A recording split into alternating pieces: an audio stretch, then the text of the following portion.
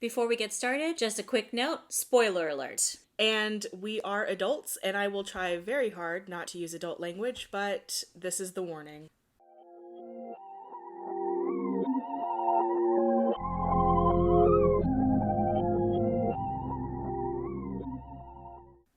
Hi there, and welcome to Fright Bites. My name is Jennifer. And I'm Sedina. Each episode, we will feature a short story or novella. You can read along with us by finding the full reading list posted on our website, lastlibraryontheleft.com, or following on our social media at LLOTL Podcast.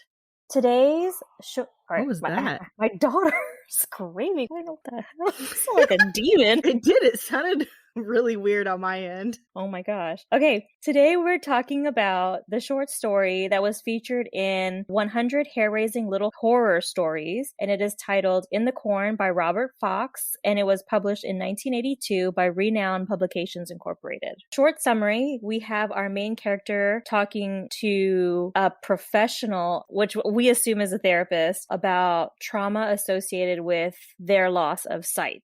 We assume it's a therapist because they are talking about being released back after having a couple of nervous breakdowns. Yeah, and so in the short story, which is like 3 pages? Yeah, it's not very long. And I was thinking about it. It's even shorter because it's pure dialogue. There is no description. There's nothing. All of it is dialogue, which I actually really find fascinating and really enjoyed. Agreed. It wasn't until you said it that I was like, wait a minute, it was pure dialogue? Oh yeah, it was. That's so cool because very rarely is that done so well that you don't really realize you're not getting all that descriptive narrative. Yeah. So yeah, hats off to Robert Fox. And so in this story, you have this little brother who, again, we assume he's talking to a therapist, and he's reliving the loss of his nanny? Yeah, the loss of his nanny. I first got this book when I was in 4th grade, and I had no concept for what therapy should have looked like in 4th grade, but I remember thinking this therapist is super pushy, making me feel uncomfortable. It's clearly making the patient uncomfortable. They told them many times I am uncomfortable about reliving this, and the therapist is like, we have to get through this in order to clear you for release. And I remember thinking that doesn't feel right. Doesn't feel right, especially what we know about mental health and therapy today. Why would you push someone like that? Which I related to this kid a little bit because I was recently seeing a therapist. I'd been seeing her for about 2 years now, but she always wanted to equate all of the issues and problems that I was bringing to her as problems that were re-arising out of childhood and healing my inner child. And a lot of times they were just like, this is just a work thing that I just want to vent to you about. It has nothing to do with my mom. And so I was already kind of putting space in between her. And I told her at one point, I'm really busy. I need to put a pause on our sessions and I'll let you know when I'm ready for our next one. And she called me later that Friday and was like, are you ready for our session? And so I canceled all of my sessions with her because she obviously didn't respect my boundaries, just much like this therapist did with this kid. So I just had to put in that little note there because that was just a really interesting. And I remember when it happened, telling you about it, what the F? Yeah, a pushy therapist really bugs me because I have not had a pushy therapist before, but one of my sisters has, and her therapist was a male and he was hyper fixated on her sexual trauma and only ever wanted to talk about her sexual trauma. And it's that's first off super inappropriate because it feels like you yourself are sexualizing her past trauma. Yeah. And that's really gross. But also she was really young. Yeah. And anyway, it was so gross. It was not healthy. But the thing too is that with the therapist in this story and it being pure dialogue, everything for so much of the story up until the last 10 lines or something felt so far away and so harmless in the retelling of these memories, even though the traumatic event itself was not particularly harmless. I mean, it was a traumatic event. It was a traumatic event. I can't look at corn the same way. Girl, fields of corn. Okay, let's tell you about what happened. So in the retelling, the patient describes playing next to the cornfields behind his family home with his older brother and their nanny, and him and his older brother are wrestling around. They're getting too close to the cornfield and the nanny starts to freak out and she's like, guys, you have to back away from the cornfield. And he loses his balance while wrestling with his brother and falls into the cornfield, but the stalks of corn pierce his eyes. Whoa. And he only remembers the blood and then seeing his nanny trip into the cornfield, kind of. Mhm. And he doesn't remember much after that because it was really traumatic. He was really close with his nanny. He was taken from his family. Even after his surgery or whatever was done, he was not allowed back with his family. He had to stay in this mental facility because he had a nervous breakdown. There's all these things, and you're like, that's really traumatic. It's really hard for him to talk about. He's struggling to talk about it, really. Struggling. But the therapist keeps pushing him. So pushy, like, and I wonder if that's part of what makes it feel so immersive is because the therapist is pushing him to relive specific minute details and is explaining the nervous breakdowns and stuff in detail. And then y'all, the ending happened and it fucked me up. It fucked me up so bad. It was like the first time I ever experienced a jump scare in literature. It freaked me out so bad. Yeah. I compare it to the ending of The Sixth Sense. And if y'all have not seen that by now, listen, I'm going to ruin the ending for you because the guy was dead all along and the little boy was really talking to a ghost. So in this one, it brought me back to that because you're like, okay, this is just a really pushy therapist. And like, maybe he's been in here for so long and they just want to get him out. I mean, I hear stories all the time of like your insurance running out on coverage and they kicking you out of hospitals. So I just thought it was something to that effect. At one point, the therapist is like, you know who I am. Or what did he say? He's like, do you know where we are right now? Yes. And he's like, I need you to remain calm. The guy was like, we're in a facility or whatever. And he's like, no. And then after every response he gave, the therapist was like, and I need you to remain calm. And I was like, oh, no.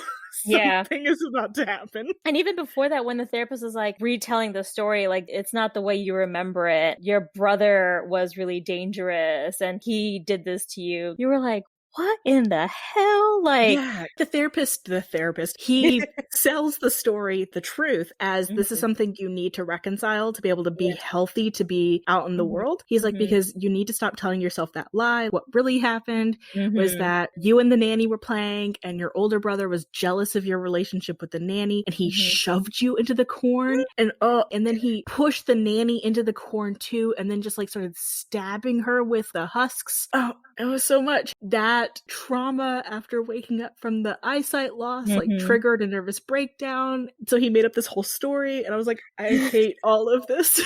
I did so too. traumatic. I did too. It was so traumatic. It was so jarring. Like you said, it was really, truly a jump scare in written form because I didn't see that coming by a mile. And I had already read a couple other of the short stories in the same novel, the same little short story book, because we have a couple that we picked out from there. And there were some that were like, the twist was insane. I mean, I should have known to expect a weird twist on this one, but I was just like, no. It can't be as bad as the other ones. No, it is. Right. This one like really, so the therapist, he's like, I need you to remain calm now that he's revealed all of this truth to this poor kid. And he's like, I need you to remain calm because your brother has escaped the mental facility he was in. And I was like, oh no. Yeah. And then he was like, where do you think we are? And then it just like abruptly ends in the middle of dialogue and you're like, this is terrible. And I remember sitting on the floor of my bedroom at Nob Hill and looking at this book and thinking, this is something I need to remember, that family can be something that can hurt you, that can genuinely hurt you. And I remember sitting with that on the floor and thinking, like, why is it hitting me so hard? And there was something about it. And then 10 years later, I found out why this was super important for me to remember.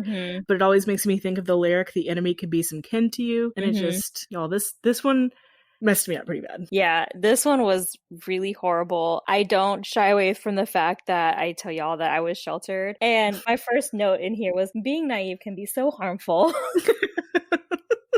I felt so bad for that little boy, and I try not to be naive in the ways of the world, and it's an evolving process, I know, and now I'm trying to do the same with my daughter, but it was so scary because he was so naive, and I feel like at the end he said something about being his brother. We already knew at that point that the therapist was in fact the brother, and when they just ended it and there was no next page to read and no other paragraph to read, you were like, oh God, what happened to the boy? What happened to him? You're right, because you don't know what happens. I mean, I just assumed he was dead. The brother was like, I've brought you back to the cornfield. Like, this is where I finish my deed.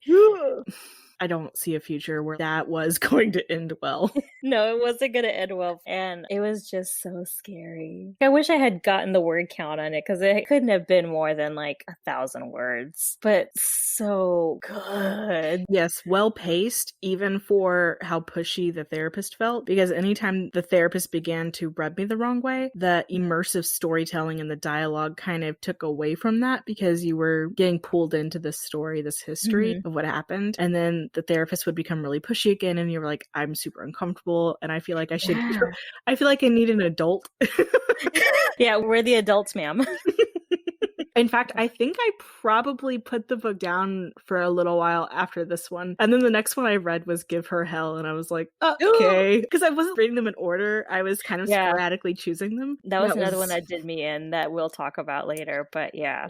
So one of the things for me, one, I told you guys it already took me back to my therapist and my experience with my previous therapist. But two, I kept wondering, like, where were the parents in all of this? I kept wondering, was their nanny because the parents were just not in their picture or they're just busy? Or was the nanny their full-time caretaker because their parents weren't there and they were just, but where were the parents?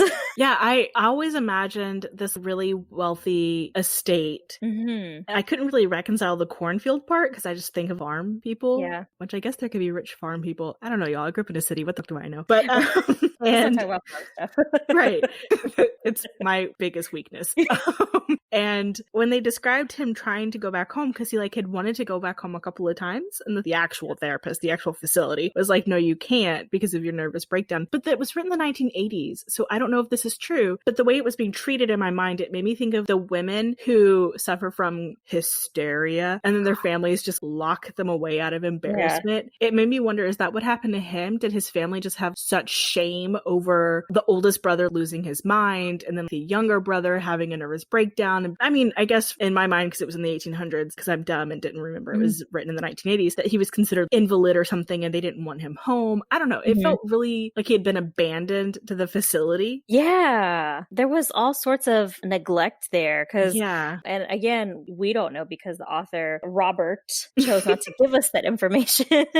But another question I had alongside the parents was, how in the heck did the brother get him out into the cornfield? Yes, the facility messed up real bad. Also, the facility must be complete shit. There's multiple shit facilities because the brother broke out of one facility into another and took a patient. Oh, what if they were in the same facility and the brother found out he was in there? There was something that happened recently where a man who was already in jail, he was in the same cell as the man who raped his sister. And he murdered that man after asking multiple times to be separated from him because the man would talk on end about how good it felt to rape this other man's sister. And that was a huge oversight of the system to put these two people together. But the guy even asked, he was like, I can't be in the cell with this man. You can't keep me in here. And then when he murdered him, they were like, oh, well, now you're arrested for murder. It's like, what the fuck did you think was going to happen? Exactly. What did you think he was going to do? And he already told y'all that he couldn't be in the same cell with this person. Right. If they were in the same facility, there's no way in this world that this story took place that any of these facilities are good facilities. Because either two facilities failed or one super failed. But these are the questions we have, and I don't know the answers to. And I wanted to know, and I was really thinking about them, and then they hit me with the brother, and I was like, oh my God. Like, it was so good, so well done. I really loved it. I was not thinking about the facility thing until you brought that up. And at first I was like, no way was there any way they were both in the same facility. And then I remembered that other story, and I was like, there's all the possibility they were in the same facility. Because our system is absolutely shit. Yes. And I'm sure back then, I mean, let's be honest, mental health is never a priority, right? No. And it's only gotten better, even though it's still crap.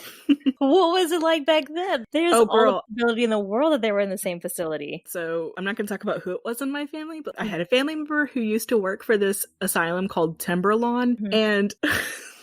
Okay. we had all these bed sheets and clothing and stuff that said Timberlawn on them. And I never knew where they were from until I got older. And I asked my mom once and I was like, hey, why do we have all this stuff that says Timberlawn? I've never heard of this. And she goes, oh, that was where so-and-so worked for a while. And now we just have all these pillowcases and bed sheets that say Timberlawn on them. And I was like, oh, that's weird. I don't know how I feel about that.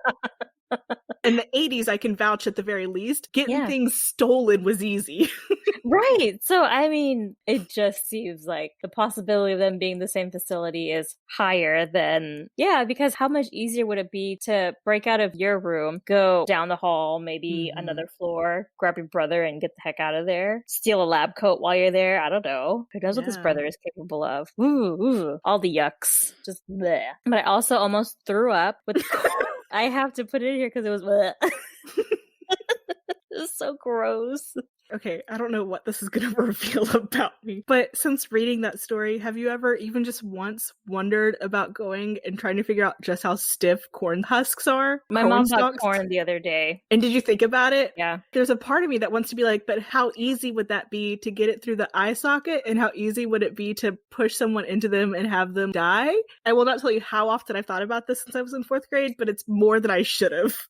Yeah, she bought some corn the other day and I just looked at it on the counter and I was like, And so then a couple of days later, I went into the freezer for something and I saw the corn like cut up and I was like, okay. And she made it. She made it last week and I was like, oh, here's that corn again. Like it's there. I ate one because I don't know, I wanted to like get that fear out. And I was just like, no, I'm not ready for this. It felt so wrong to eat that corn after what I read. Wow, there's definitely something wrong with me because I never had a problem eating corn after it, but I was very curious about how practical it was to commit murder with corn stalk.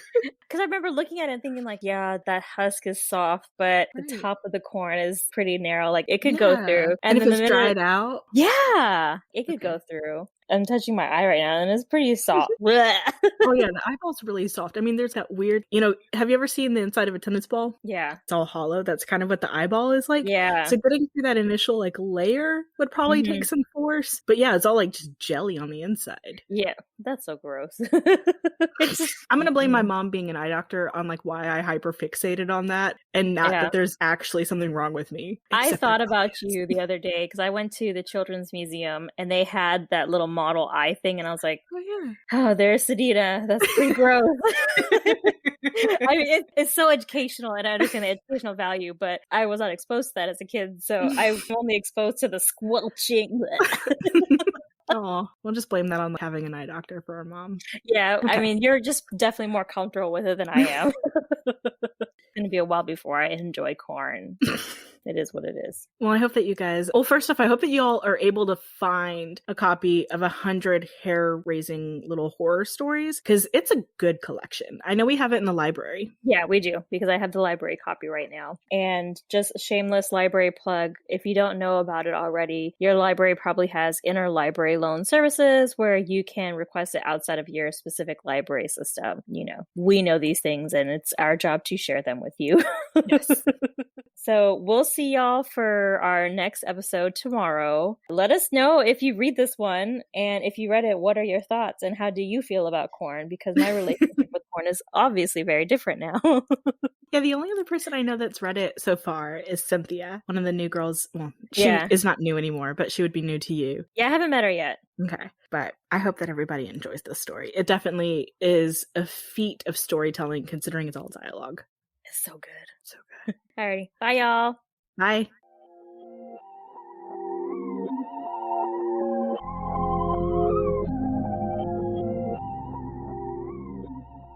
If you liked listening to us ramble on about horror, subscribe to our podcast and tell your friends. And if you would like to follow us on social media, you can find us on Instagram or Facebook at LLOTL Podcast. Check out our website by going to lastlibraryonTheLeft.com. Be sure to visit our About Us page to discover our 2 truths and a lie. Or, if you'd like to send us an email, you can reach us at somethingwicked@lastlibraryonTheLeft.com.